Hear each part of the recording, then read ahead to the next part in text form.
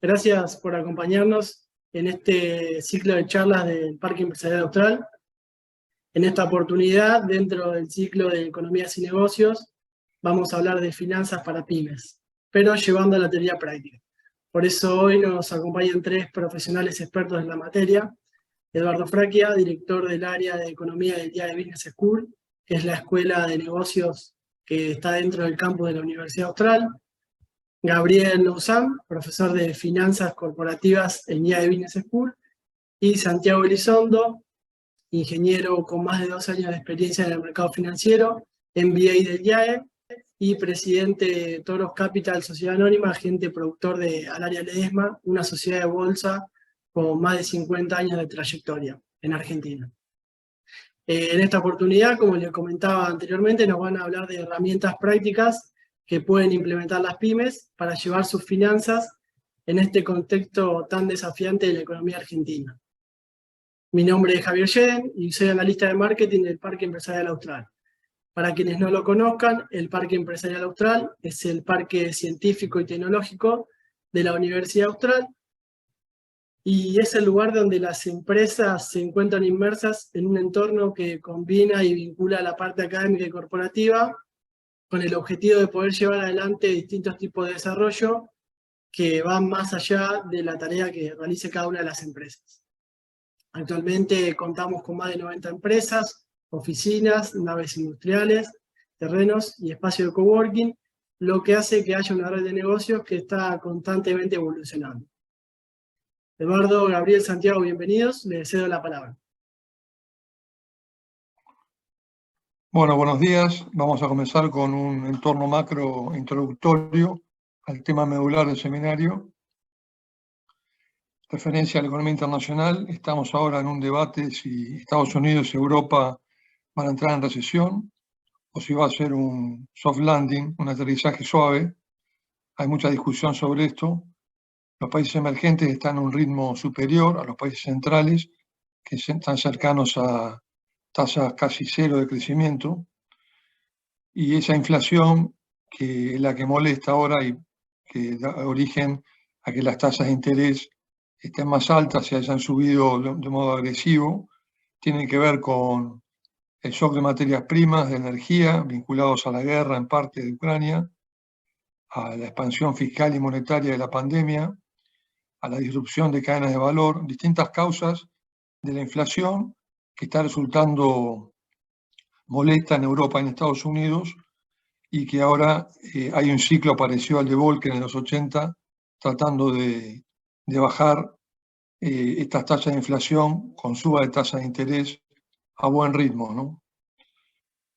Entonces estamos en un mundo de cierto estancamiento secular, de bajas tasas de crecimiento en los países centrales, y en forma colateral hemos tenido, quizás llamar la crisis muy ambicioso, pero estas turbulencias financieras asociadas al Silicon Valley y que también derramaron en Europa, y que para algunos supone temor, asumiendo que la suba de tasas de la Fed podría complicar la estabilidad financiera.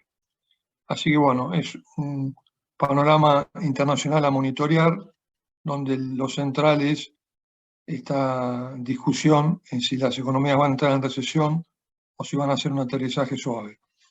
A nivel de Argentina, seguimos con el programa Massa, quizás llamarlo plan es muy ambicioso.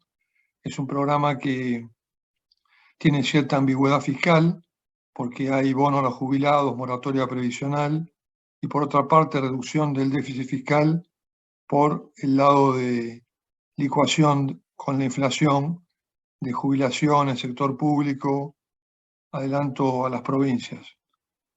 Este plan también tiene una profundización del cepo, siguen los controles de precios, en este caso más con los precios justos, que en general no dan mucho resultado, pedirle dinero a las multilaterales para fortalecer reservas, y después cierta contención monetaria por el lado de adelantos transitorios del Banco Central que se limitan, y suba de tasa de interés. Estas son las características del programa, en las que se han tomado también medidas discrecionales que ahora están otra vez en el candelero con el Soja 3, se ejecutó el Soja 1 y Soja 2, es un adelanto, de recursos y por ahora el gobierno espera tirar hasta las PASO con los flujos que vengan en los próximos meses. El Fondo Monetario sigue siendo una relación light, en el sentido de que no nos marca mucho la cancha, nos pide aumento de tarifas que no se están haciendo en plenitud, ajuste del déficit fiscal, que se cumplió el año pasado con 2,5% de déficit primario fiscal, y este año va a ser más difícil cumplir el 1,9% de déficit primario fiscal. Seguramente nos vamos a exceder en la meta. Después nos pide también, o nos ha retado por lo de la moratoria previsional, que era algo que estaba fuera de programa, y también pide recorte de planes sociales. Pero es un fondo bastante permisivo que quiere que el gobierno termine y entregue, digamos, al próximo el mandato. Lo que no nos ha dado recursos por la sequía, que es un evento extraordinario que podría ser causa de que haya más fondos, pero aparentemente por sequía no hay ningún tipo de reconocimiento. Inflación, evidentemente, es la variable principal a cuidar porque es la principal preocupación de los argentinos en las encuestas de opinión. Tenemos un déficit fiscal primario más controlado, pero el cuasi fiscal muy alto, en 6% del PBI, asociado a las tasas de las LELIQ, déficit en empresas públicas, déficit por el lado de tarifas públicas y un ritmo creciente de inflación que está subiendo a escalones y que podría llegar a números más elevados. En el REM, que salió esta semana, se pone 110 de inflación para este año. Hay algunos analistas que lo ven más alto al índice de inflación. Particularmente yo lo estoy viendo más cercano a 130, la inflación anual, ¿no? Recordemos que 6 mensual es 100, 7 mensual es 125. Ahora vamos a tener el dato de la inflación de marzo, que pinta para 7,5 aparentemente. Por lo tanto, hay que seguir siguiendo muy de cerca el tema de inflación, que evidentemente es una variable que está muy concatenada con tarifas, tasas de interés, tipo de cambio que va al crawling peg, están todas las variables unidas y no hay una variable ancla de la inflación, o sea, no hay un ancla que controle la inflación. Y tampoco el programa con el Fondo Monetario es un ancla por lo que vimos antes, ¿no? Por ser bastante laxo el programa.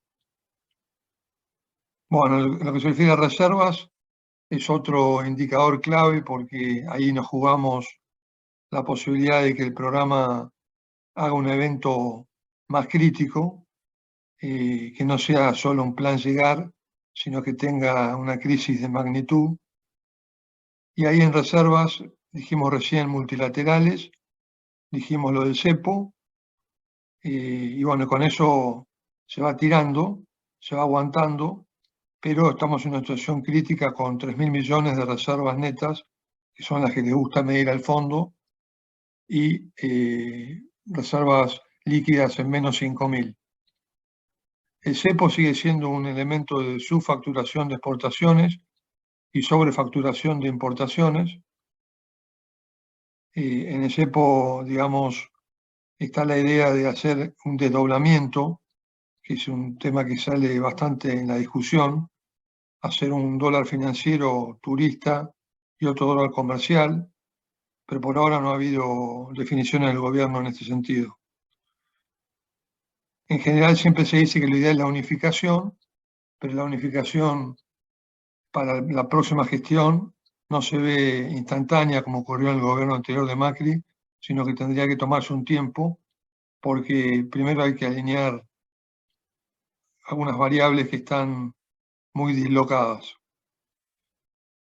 Bien, en lo que se refiere a los temas de coyuntura, estamos evidentemente en una crisis de estancamiento desde el 2011, que hizo un serrucho con años mejores los electorales y peores los no electorales, pero este año no se cumple porque estamos en un año electoral que se asume según el REM, que vamos a caer 2%. Yo creo que vamos a caer más que 2%, más cercano a 4%, por el efecto de la cosecha, que ha sido el shock más relevante de este año. Una pérdida de 20.000 millones de dólares, que es fundamental para las reservas como un elemento desafiante y que pone en tela de juicio a cómo se va a ir llevando esta variable. En lo que se refiere al futuro, herencia asintomática en este caso, no asintomática como fue en el 2015, ya están claros todos los problemas: inflación, déficit cuasi fiscal, recesión, pobreza, está todo muy nítido y hay vocación por reformas dentro de la oposición, asumiendo que Juntos por el Cambio en las encuestas de opinión sería ganador.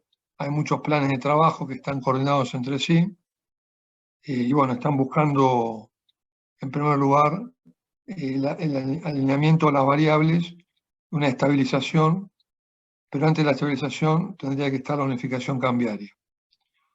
Bueno, y finalmente, aspectos vinculados a la política. En las últimas 14 de las 15 elecciones en Latinoamérica ganaron candidatos de oposición no oficialistas. En el caso actual, dijimos recién que en las encuestas aparece Juntos, pero todo puede ser, porque las encuestas nos han dado sorpresas últimamente.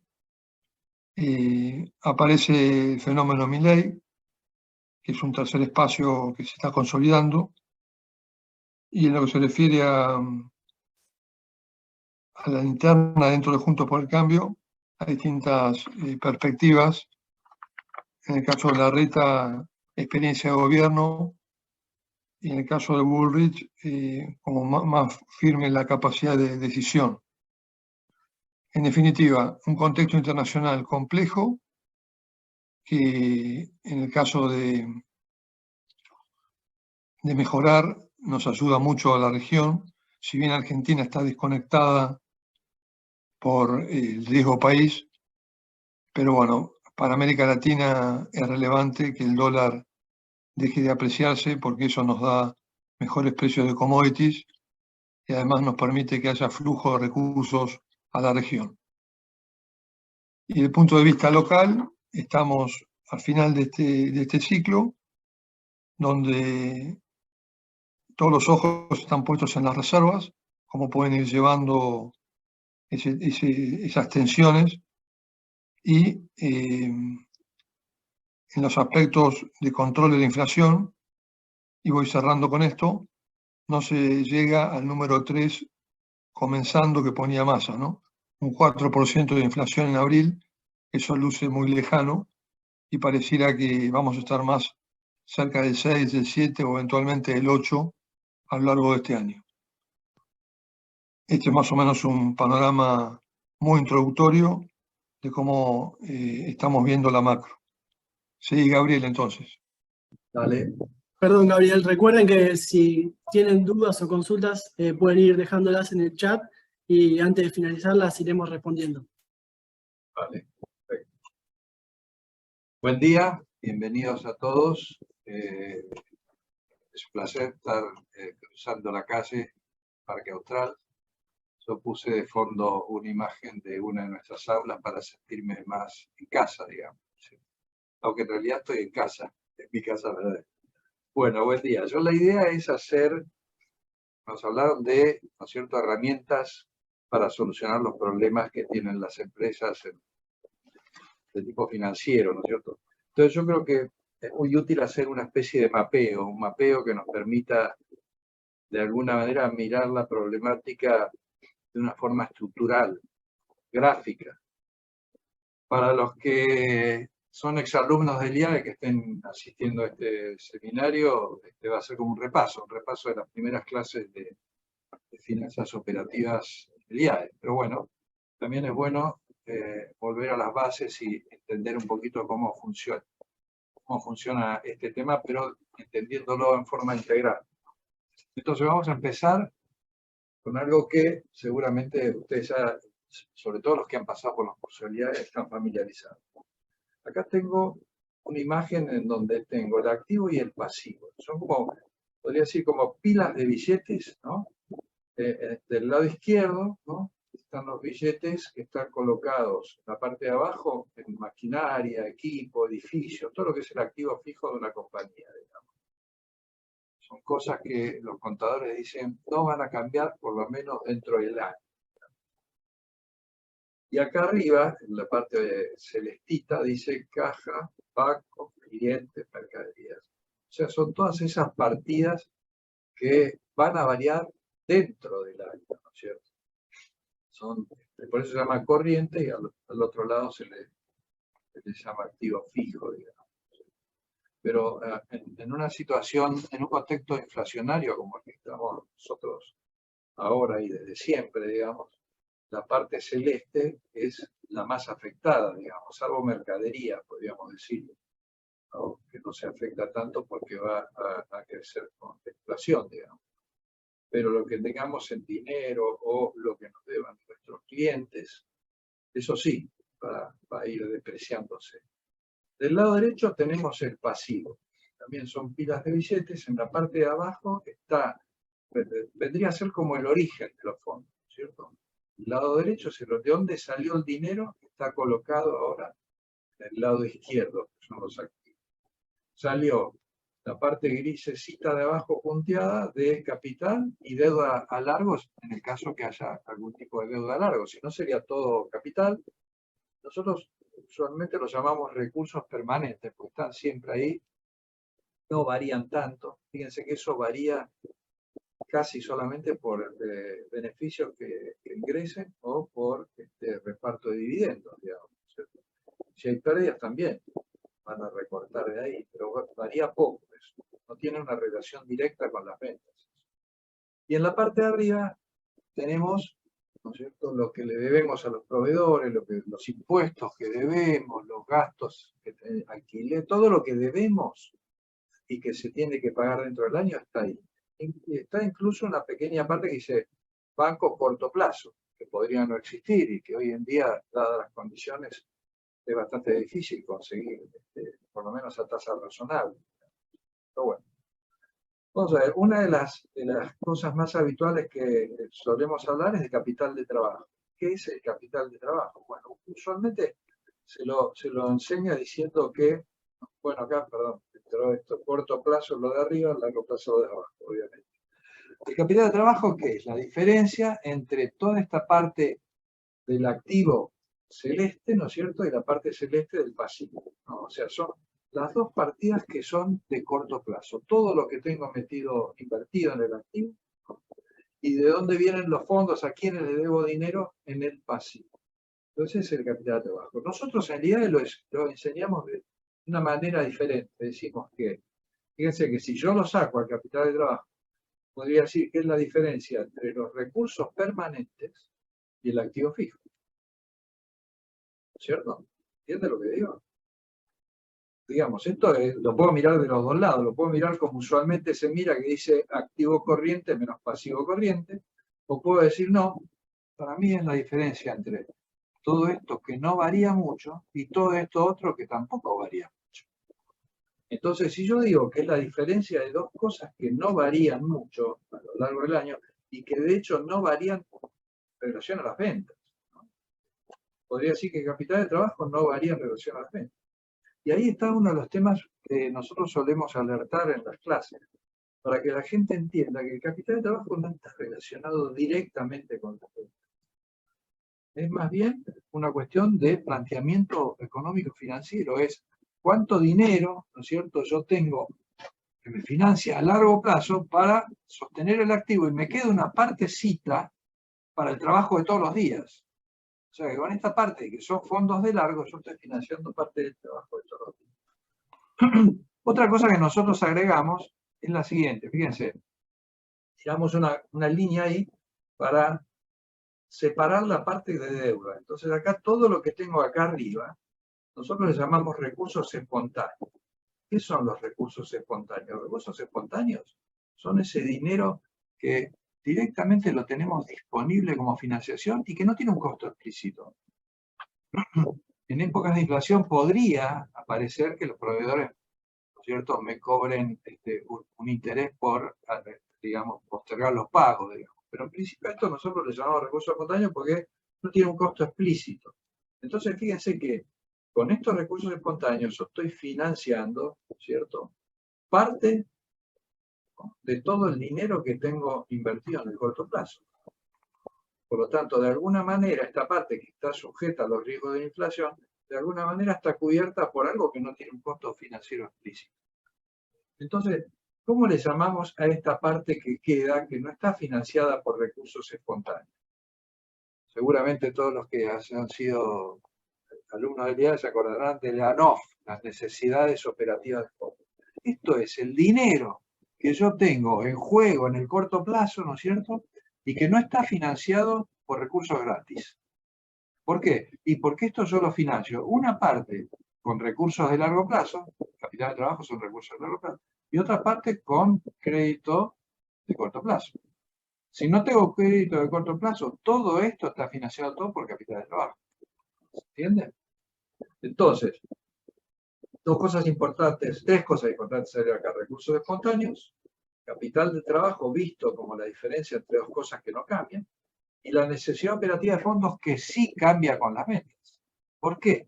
Bueno, porque la necesidad operativa de fondos significa que si yo vendo el doble, voy a tener el doble de clientes. Si vendo el doble, ¿no es cierto?, voy a necesitar el doble de stock para poder darle soporte a esas ventas. Por lo tanto, eso termina creciendo al ritmo de las ventas. Entonces acá viene otro llamado de alerta que también hacemos siempre en nuestros cursos, que decimos, fíjense, si a lo largo de los años las ventas crecen a ese ritmo, no olvidar que los activos fijos no crecen a ese ritmo. Los activos fijos tienen un crecimiento discrecional, van creciendo a la medida que lo vamos necesitando. De golpe vemos que acá, ¿no es cierto?, a este nivel de ventas necesito ampliar el almacén y hago un saltito, incremento el tamaño del almacén. Acá digo, uy, me falta una nueva máquina, que esto, y tengo que... ¿no? Pero no es una relación directa con las ventas.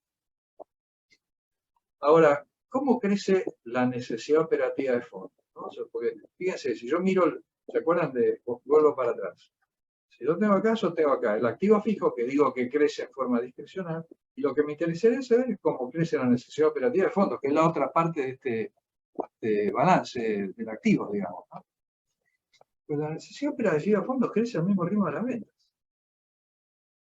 El asunto es cómo la financio, porque ¿se acuerdan? Vuelvo para atrás. ¿Se acuerdan que la necesidad operativa de fondos se financia con capital de trabajo, o sea, fondos de largo, que tengo disponibles para financiar el activo fijo y me sobra un poco, con lo cual financio el trabajo de cada día, y el resto, si me falta algo, va a ser con deuda de corto. Entonces, si ese es el ritmo de la NOF, fíjense qué es lo que pasa. ¿Qué es lo que está creciendo ahí? Esto es el crecimiento de la NOF, ¿cierto? Ahora, ¿cuánto de eso está financiado con deuda de corto? ¿Cuánto está financiado con capital de trabajo? Capital de trabajo crece muy poco, crece por beneficios, crece por pérdidas, crece por inversiones, por aumento de capital, digamos, ¿cierto? Y decrece por pago de dividendos. Entonces, no varía tanto el capital de trabajo. Por lo tanto, si yo estoy creciendo, lo que va a crecer es la deuda. Entonces, acá estar muy alerta y cuidarse, digamos, ¿no es cierto? En situaciones como las actuales, ¿no es cierto?, lo habitual, ¿no?, es que haya dificultad para conseguir crédito. ¿Y eso a qué nos obliga? Nos obliga a centrarnos en la caja y operar fuerte sobre tres componentes de capital de trabajo, o la NOF, nos gusta llamarnos, que son el crédito por venta, los inventarios y las cuentas facturadas. La idea es procurar que lo que hagamos sea sostenible, ¿no?, y que además no afecte nuestra relación con clientes y proveedores.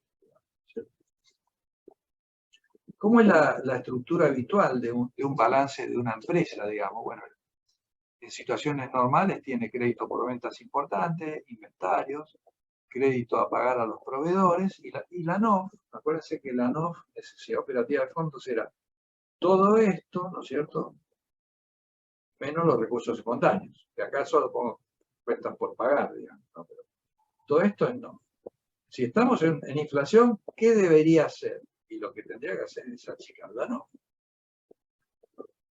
alargar esto, tratar de que me financien más los proveedores, lo posible, sin cobrar, achicar el crédito por ventas o cobrar el crédito por ventas. Y con el inventario podemos tener una situación un poco diferente, porque los inventarios también tienen un impacto fiscal, ¿no? Y me pueden hacer pagar impuestos por ganancias no realizadas, digamos. Entonces hay que tener cuidado. También es una forma de dolarizar, podemos decir, a veces, nuestra necesidad operativa de fondos. Lo habitual es pasar un esquema que sea como este, donde esto se alargó mucho, la necesidad operativa de fondos se achicó, el inventario es más pequeño, salvo en algunos casos en donde por protección, para asegurar el crecimiento futuro, para evitar dejar de operar, digamos, sea necesario mantener un inventario muy alto porque hay dificultad en la provisión de nuestras materias, de lo que vendemos, digamos, ¿cierto? Muchos de los importadores usualmente estiran su inventario, ¿por qué? Porque quieren tener la mercadería, no solo porque lo consiguen a dólares más baratos, sino porque quieren tener la mercadería para no le caiga la operación. Entonces, esta es una de las cosas habituales. Y acá están áreas de problemas que después Santiago va a tratar de ayudarnos a pensar, ¿no? Toda esta caja que está acá, ¿cómo hago para proteger la inflación? Si tengo inventarios que están vinculados al dólar o créditos que están vinculados, ¿cómo hago para...? Porque puede existir que de golpe haya cuentas por pagar y cuentas por cobrar que sean dólares. Entonces, ¿cómo me puedo proteger de la variación del tipo de cambio? Entonces, ahora quería ir a este tema que es algo que uno muchas veces no reflexiona, pero si yo miro el lado del costo de los recursos, yo tengo, esto no tiene costo, los costos estos son intereses, ¿no? Y esto es lo que quiere ganar el accionista, digamos, ¿no? Nosotros en finanzas tenemos hasta una fórmula sencilla pero compleja para los que no son iniciados, pero que nos permite decir, bueno, ¿cuánto debería estar queriendo ganar el accionista? La pregunta es, ¿todo lo que se genera este negocio, ¿cierto?, es suficiente para pagarle a estos dos señores, al que aporta deuda y al que aporta capital? Y entonces acá me paso a este esquemita, donde de vuelta está el balance. Me estoy apurando para no dejarlo sin tiempo a Santiago, estoy creo que pasando de los minutos que tenía. Acá yo tengo dos cosas que es importante mirar. Fíjense que acá están los recursos espontáneos y acá está la parte, ¿no es cierto?, del activo corriente que está financiada por recursos espontáneos, que por lo tanto no tiene costo explícito, entonces tampoco le voy a demandar una rentabilidad. Y voy a medir la rentabilidad del activo sobre todo este dinero que está acá, que es el dinero que me cuesta financiarlo, porque una parte la financio con deuda de corto, otra parte con deuda de largo y otra parte con capital propio. El promedio de estos costos, ¿no?, nosotros le llamamos, se llama en finanzas el costo promedio ponderado de capital. ¿Cuál es la relación que tengo que tener si quiero que mi empresa no desaparezca, que cree valor? La rentabilidad del activo neto, rentabilidad over net asset, esto tiene que ser mayor que el WACC. Para lo cual yo tengo que tener bien claro estos costos, ¿cierto? Y ver cómo manejo para que esta rentabilidad sea superior a esto. Entonces ya termino con tres frentes de batalla. Esta es la rentabilidad del accionista. Acá dice antes de impuestos, pero es después de after tax. Esta es la rentabilidad del accionista de beneficio neto sobre ventas. Esto lo puedo descomponer en tres partes, fíjense: margen, rotación y apalancamiento. Acá, usando un poco de álgebra compleja, yo podría simplificar ventas con ventas y activo neto con activo neto, y me termina quedando beneficio neto sobre recursos propios, que es la fórmula del ROE. ¿Qué tiene que hacer una empresa para gestionar su rentabilidad? Tiene que enfocarse en tres frentes de batalla. Este frente, el del margen, ¿de qué trata? ¿Cierto? De que aumenten más proporcionalmente los beneficios que las ventas. ¿Entienden? Esto es aumentar el margen, digamos. Este otro frente es el de la rotación, ¿no?, que implica que yo logre más ventas, que las ventas crezcan más que proporcionalmente que el activo.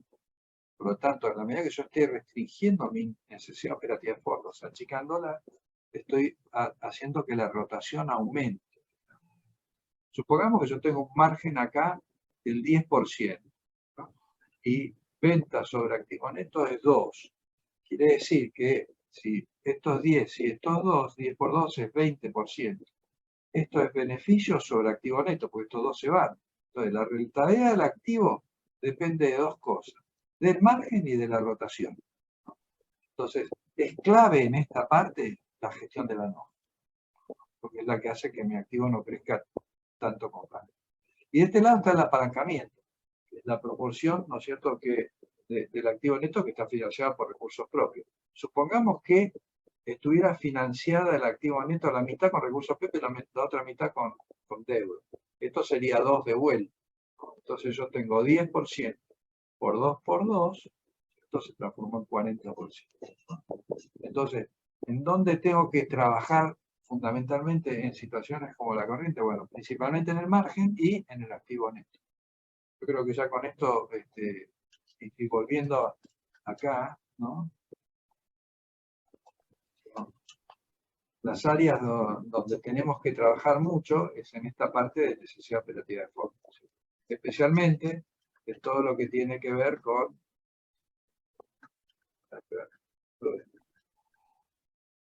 esta parte de la caja, clientes, mercaderías, ¿no es cierto? Y el tema de los proveedores y gastos a pagar. Esto hay que tratar de aumentarlo y esto hay que tratar de achicarlo. Bueno, seguís vos, dejo de compartir. Gracias, Gabriel. Bueno, buen día a todos. Muchas gracias, Parque Austral, por la invitación. Gracias, Eduardo y Gabriel, por sus presentaciones. Yo tengo una presentación que apunta a la práctica o a las herramientas prácticas que nos presenta el mercado de capitales. Ahí se ve. Voy a focalizarme en 3 áreas. Principalmente lo que serían algunas alternativas de inversión en el mercado de capitales, algo de financiamiento a través de sociedades de garantías recíprocas y herramientas de cobertura para lo que es dólar futuro. Ahí vamos. Bueno, cuando armamos esta presentación siempre tratamos de enfocarnos en cuál es el problema que queremos solucionar a las pymes y en este caso respecto de lo que es la inversión, es más que importante, sobre todo con la introducción que nos daba Eduardo de una inflación esperada de un 130% en el año, y lo que nos conceptualizaba desde la teoría Gabriel de la importancia de cuidar la caja. Vamos a ver en este contexto inflacionario qué herramientas presenta el mercado de capitales para proteger esos excedentes de pesos. Vamos a recorrer muy rápidamente para dejar espacio a preguntas al final. Lo que son algunos fondos comunes de inversión, lo que es la caución bursátil, lo que son las letras a descuento, bonos duales y la posibilidad de comprar dólar en la bolsa para aquellas empresas que puedan hacerlo, ya que hay muchas que no pueden hacerlo. Los fondos comunes de inversión son un instrumento que nos permite invertir en un grupo de activos diversificados. Estos fondos definen previamente en qué activos van a invertir y cuál es su plazo de rescate. Esto es muy importante para tener en cuenta el plazo en el que ustedes van a recibir el dinero una vez que lo solicitan. Y la ventaja que tienen los fondos comunes de inversión como alternativa para colocar excedentes es que no tienen costos de entrada y salida, lo que lo hace muy eficiente para periodos cortos. Estos fondos se pueden obviamente adquirir tanto en bancos como en sociedades de bolsa. Por eso lo incluimos en las herramientas del mercado de capitales. Lo que estamos viendo ahora son algunos de los principales fondos, más que nada para dar como concepto en qué tipo de instrumentos hay. Siempre los fondos están regidos por los activos que tienen dentro. El primero que estamos mostrando es el que llamamos el tipo money market.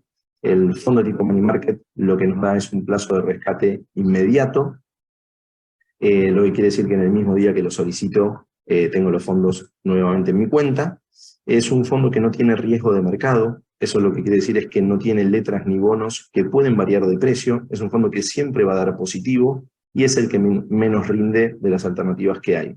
Es un fondo que hoy en el mercado se están obteniendo rentabilidades de aproximadamente 67% de tasa nominal anual.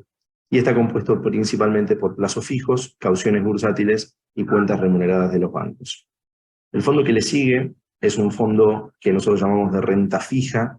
Renta fija es que tiene dentro instrumentos que directamente pagan un interés, son letras del Tesoro, que se van emitiendo y renovando permanentemente. Es un fondo que está compuesto 100% por letras del Tesoro, tiene plazo de rescate en 24 horas, y hoy se estima una tasa nominal anual de estos fondos en el mercado de unos 87% de tasa. Este es un fondo que supera al plazo fijo, pero todavía no alcanza para acompañar a la inflación ni a la devaluación que se puede dar del tipo de cambio oficial. Para esto es que existen estos otros dos fondos. Hay un fondo que está indexado a devaluación y otro que es indexado a inflación. En ambos casos el plazo de rescate es de 48 horas y el rendimiento hoy proyectado de estos fondos en el mercado rondan, en el caso de devaluación menos 3%, y en el caso de inflación, el SER, lo que se mueve el SER, más 4%. ¿Sí? Algo importante, cuando ustedes suscriban fondos desde sus cuentas bancarias, esa transferencia, esa salida de fondos para suscribir al fondo en una sociedad de bolsa y el regreso son exentos de impuestos de débito y crédito, eso es muy importante.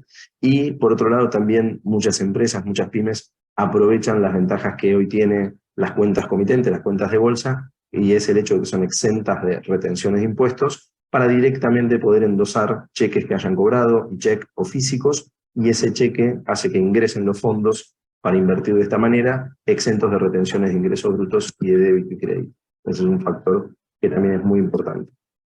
Otra herramienta que se utiliza mucho para inversiones de corto plazo principalmente es la caución bursátil. La caución bursátil nos da la posibilidad de hacer un préstamo privado vía mercado de capitales. Existe un colocador y existe un tomador. Estas dos figuras operan a través de sus respectivas sociedades de bolsa y permiten prestarse dinero a un día, 7, 14 o hasta 30 como máximo. El tomador requiere tener títulos en garantía como para poder darle mayor solvencia a todo este mercado, y asimismo el BIMA, lo que era antes Merval, Bolsas y Mercados Argentinos, respalda también todas estas operaciones, con lo cual es una alternativa que, si bien está por debajo muchas veces del plazo fijo, nos permite invertir a una semana cuando tenemos excedentes que no queremos tener por 30 días en un plazo fijo, o que no queremos tener arriesgado en instrumentos del Tesoro Nacional. Esto es privado y es una de las alternativas que se considera como más conservadoras en el mercado. También, hablando de cauciones, podría servirles a muchas empresas como instrumento para tomar pesos en el mercado de capitales. Estos pesos se toman para corto plazo, en general se usan cuando estamos hablando de tomadores, para cubrir necesidades de corto plazo. Si tengo un pago que me iban a hacer y me lo postergaron una semana, 2 semanas, puedo aprovechar esta herramienta, o para postergar la venta de un determinado activo. Se da el caso muchas veces de empresas que venden dólares en la bolsa para realizar inversiones en pesos, y cuando en algún momento consideran que la cotización de ese dólar va a subir en las próximas semanas, se pueden utilizar esos mismos dólares como garantía, tomar esos pesos prestados en caución y luego realizar la venta. Con lo cual tiene ese efecto. Acá hay algunas pantallas simplemente para mostrar. Las tasas hoy están rondando entre 67% y 70% según el plazo, las tasas de caución. Estas son las letras que mencioné, letras de descuento y los bonos duales, algunos rendimientos como para tener de referencia. En las letras lo que uno tiene es que cuando la compra ya sabe cuál es la tasa fija que voy a recibir al final. Siempre se pueden vender en mercado secundario, por supuesto, se pueden comprar en mercado secundario, pero si uno lo espera ya sabe qué tasa nominal anual voy a tener al final. Para que tengan referencias, fin de mayo 87%, junio y julio entre 90 y 91% de tasa. Estas son letras del Tesoro, letras del gobierno. Después existe... Claro, las letras pueden ser reperfiladas, ¿no? O sea, podría ocurrir que sean reperfiladas y entonces por ahí el valor cae, ¿no? Sí, por supuesto, por supuesto. El riesgo que menciona Gabriel, que obviamente no son instrumentos exentos de riesgo, tiene que ver con la posibilidad de que el gobierno cambie las fechas de vencimientos en forma voluntaria u obligatoria, ese reperfilamiento que tuvimos en la era Macri. Por eso hay muchas empresas que hoy eligen o tomar estas letras en un corto plazo y muy anterior a lo que son las PASO, para evitar o minimizar esos riesgos, y otras empresas lo que eligen es estar afuera de riesgo Estado, y por eso en ese caso son muy interesantes las cauciones bursátiles como alternativa, donde no participan ni bancos ni Estado, y es simplemente entre privados. Gracias, Gabriel, por la aclaración.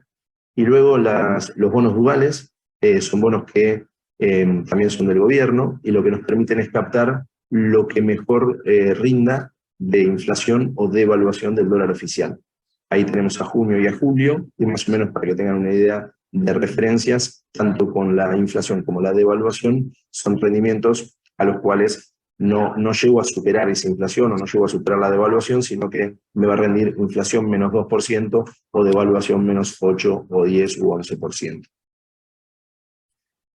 Luego, lo que comento acá es la posibilidad de dolarizarse o especificarse a través de la bolsa. Si bien después voy a comentar algunas de las restricciones que hay, y no todas las empresas pueden, especialmente las importadores no pueden hacerlo.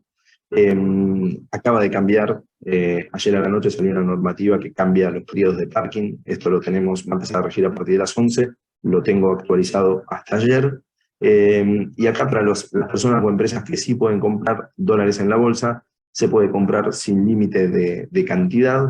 Lo que exige la compra de dólar MEP, que es el dólar local, es un parking de un día, y si lo quiero vender no tengo parking. La venta de dólares en la bolsa. La compra de dólares cable, que son los dólares del exterior, tienen un parking de 2 días. Esta es la parte que está cambiando ahora a partir de hoy.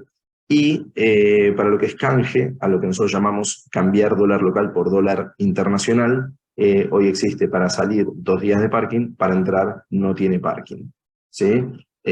Otra ventaja que a veces nos da el mercado de capitales es la posibilidad de operar estas transacciones con letras en pesos de corto plazo, lo que nos quita la volatilidad de hacerlo a través de bonos en dólares soberanos que tienen mucha volatilidad. Algunas de las limitaciones que existe hoy: no pueden comprar dólares en la bolsa quienes hayan accedido al dólar oficial en los últimos 90 días, estos son importadores. Los que cuentan con préstamos blandos, estos más que nada viene desde la pandemia, o apoyo de sueldos ATP, o que tengan las ventajas del decreto 488 de ley de hidrocarburos. Después de hablar, voy a tratar de ir más rápido para dejar tiempo a preguntas. También un poco lo que hablábamos en la preparación de esta presentación es el problema que tienen muchas pymes para acceder al crédito y los altos costos que tienen. Una de las herramientas que existe en el mercado de capitales son las sociedades de garantías recíprocas, las SGRs. ¿Cómo funciona una SGR? Una SGR es un tipo de sociedad comercial que tiene por objeto facilitar el acceso al crédito a las pymes, exclusivamente pymes, y no prestan dinero, ¿sí? ¿Qué beneficios nos da?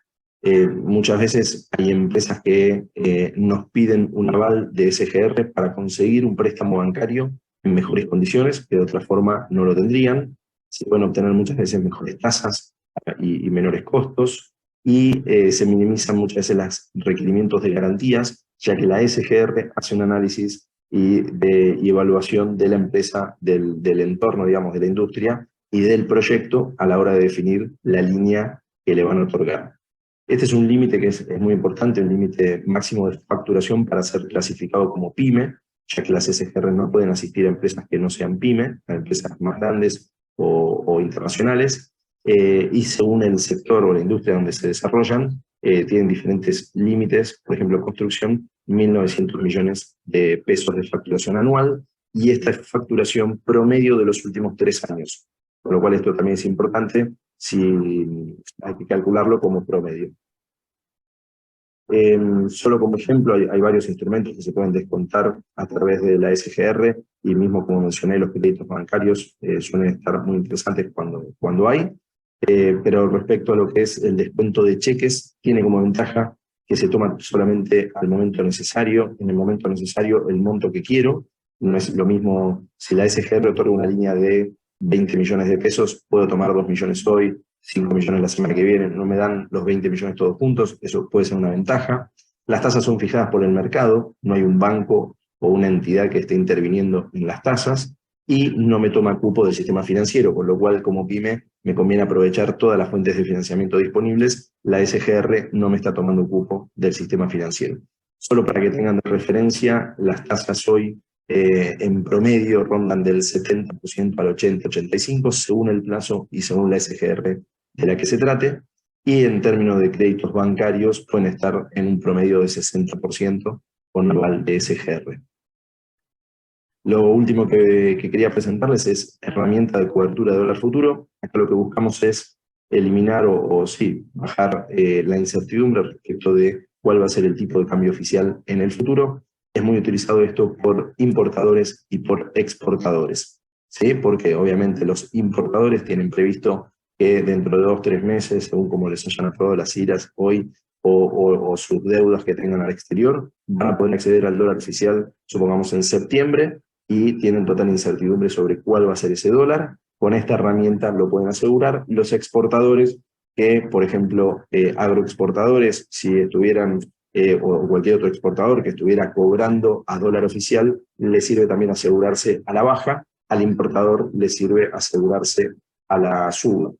¿Cómo funciona? Existe el comprador de un contrato de dólar futuro, existe el vendedor, ambos lo hacen a través de sus sociedades de bolsa, ambos ponen garantías, con lo cual es un sistema muy seguro, que a su vez aplica las garantías de toda la sociedad de bolsa en cada operación que se hace, y el ROFEX lo que hace es encontrar un tipo de cambio para comprador y vendedor donde se formaliza ese contrato.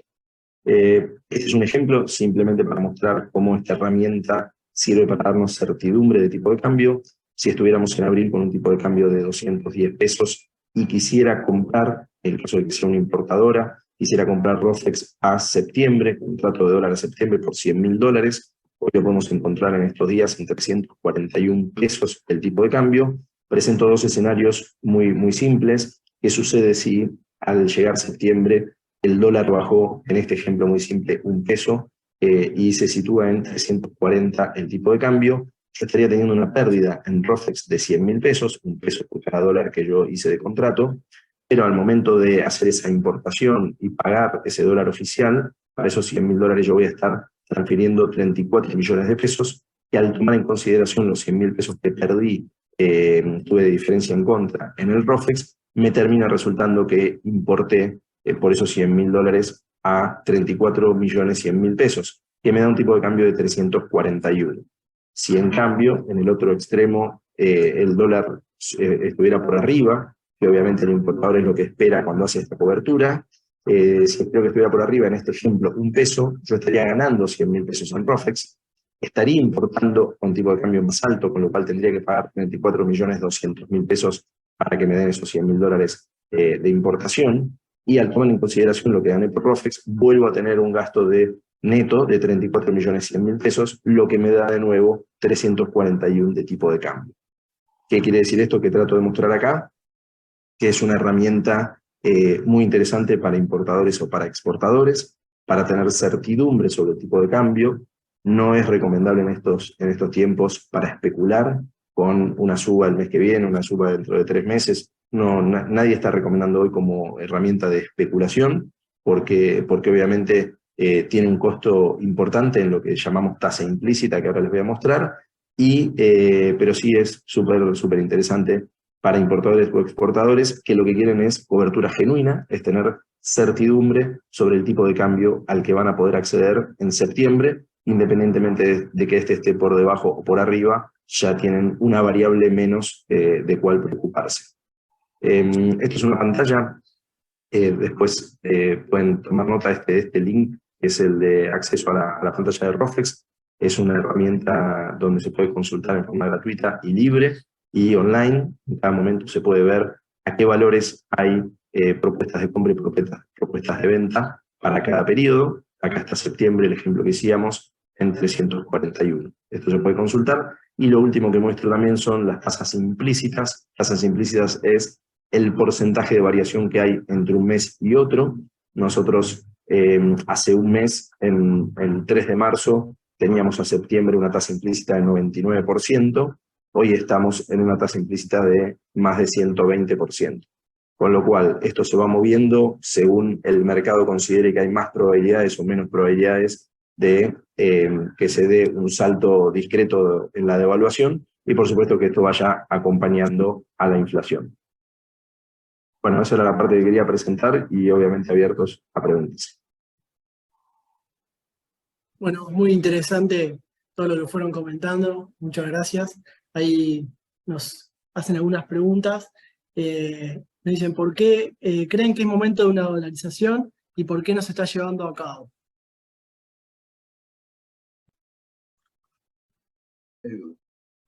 Eduardo. Se refiere a dolarización actual. Evidentemente, eso supondría un esquema de gran disrupción en la política, ¿no? En general, los cuestionamientos a la dolarización van por el lado de pérdida de competitividad, falta de recursos para hacerla, para instrumentarla, para implementar la dolarización. Después, poca experiencia histórica en países que se han dolarizado. Y en general, el consenso de los economistas es que hay que ir más por el lado de ajuste fiscal, sinceramiento de las variables, un plan integral de estabilización. O sea que ahora no está tanto en la agenda, si bien el candidato Milei la tiene como objetivo, ¿no? La dolarización. Evidentemente es un tema de debate que estuvo con más fuerza en la academia en la década del 90, cercano a la convertibilidad, porque la convertibilidad supuso una cuasi dolarización y, digamos, ahora ha perdido como fuerza conceptual, además de los detalles operativos no menores de que nos faltarían dólares para instrumentarla y otros aspectos técnicos, digamos, relacionados con la dolarización. Bueno, acá surge otra pregunta. ¿Cómo se podría utilizar el financiamiento mediante el descuento de cheque o pagaré bursátil como herramienta para reducir el impuesto a las ganancias? Y luego pregunta cómo perjudica el exceso de financiamiento en la hoja de balance. La segunda parte por ahí te la dejo, Gabriel.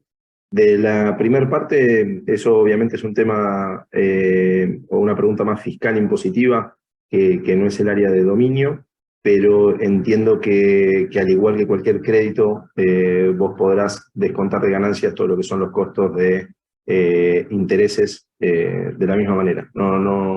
Yo al menos no manejo alguna diferencia respecto a cualquier otro tipo de financiamiento en su impacto en ganancias. Yo tampoco, o sea, la parte fiscal requeriría un seminario aparte de más o menos 2 días para entender todos los problemas, las complicaciones.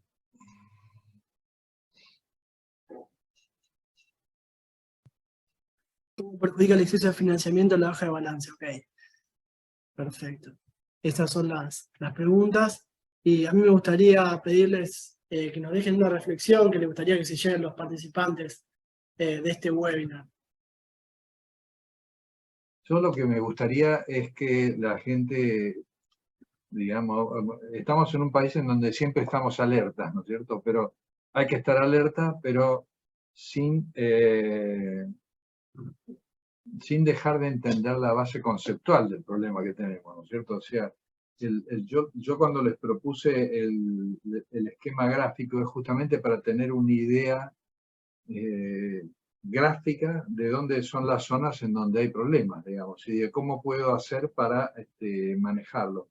Más allá de que después vaya a un Excel y me meta en el Excel y demás, siempre tener una serie de alertas tempranas que me permitan identificar que un problema va a estallar, digamos, suele ayudar mucho. Entonces, yo diría que hay que tener definido cuáles son las áreas críticas digamos, del lado financiero de la empresa en la que estamos y tener un par de métricas que me permitan monitorear si me estoy acercando a una zona en donde puedo tener una situación muy inconveniente, digamos, ¿cierto? Para ver de qué manera, usando alguna de las herramientas que dijo Santiago o alguna otra que se le puede ocurrir, o que aparezca, porque las cosas cambian acá, ¿no? Como decías vos, Santiago, cambió el tema del parking, ¿no?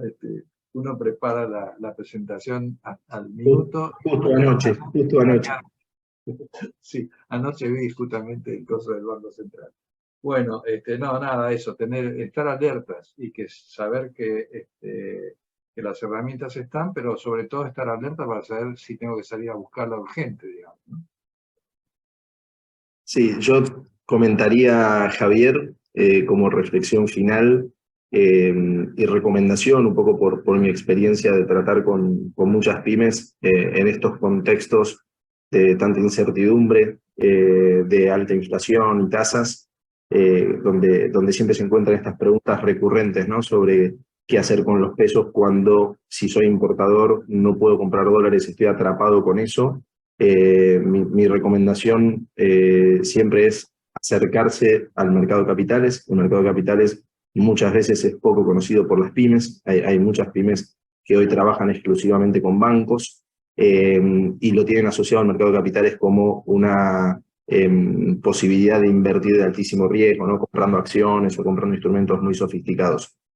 Todo lo que hemos contado o lo que he presentado yo respecto al mercado de capitales son instrumentos muy conservadores, instrumentos que permiten diversificar de los bancos y aprovechar algunas ventajas que el mercado de capitales nos presta, como estas oportunidades de realizar operaciones exentas de retenciones de impuestos, y que en estos momentos cada porcentaje que uno pueda ahorrar o mejorar o eficientizar siempre conviene, como también presentamos alternativas de ajuste por inflación o de ajuste por dólar, que muchas veces son complementarias a lo que puede ser un plazo fijo. Mi recomendación sería que no le tengan miedo al mercado de capitales, que no es simplemente invertir en bolsa, sino que hoy para las pymes hay muchísimas herramientas que permiten solucionar los problemas o bajar los riesgos que hoy están teniendo.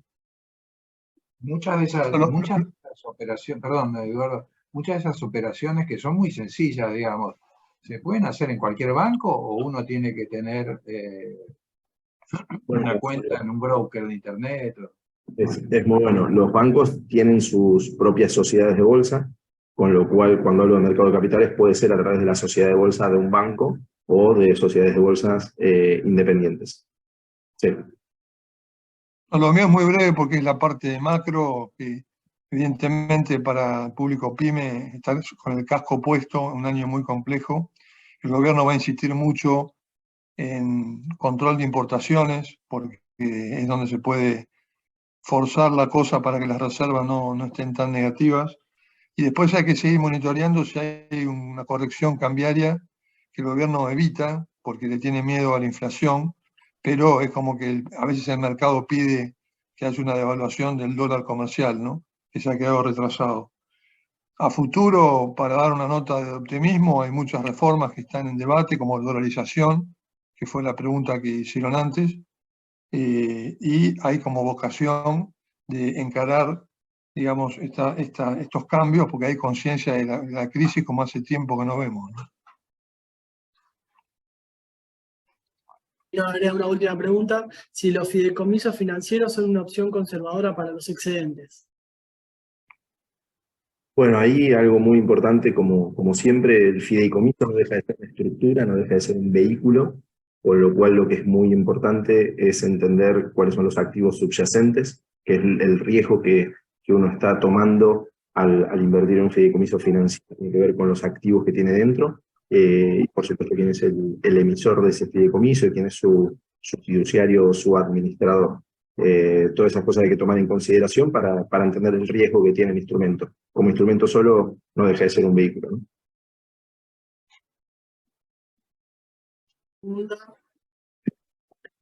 Una ONPYME, ¿a partir de qué monto suele ser recomendable considerarla como una opción?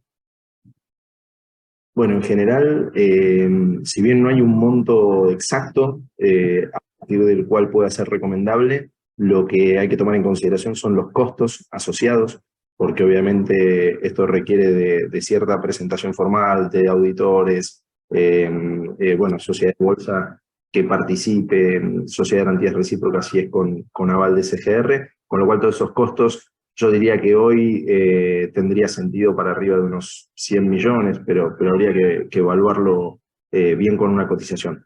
Porque también dependerá de cada uno si está dispuesto a hacerlo aún para montos más chicos, ¿no?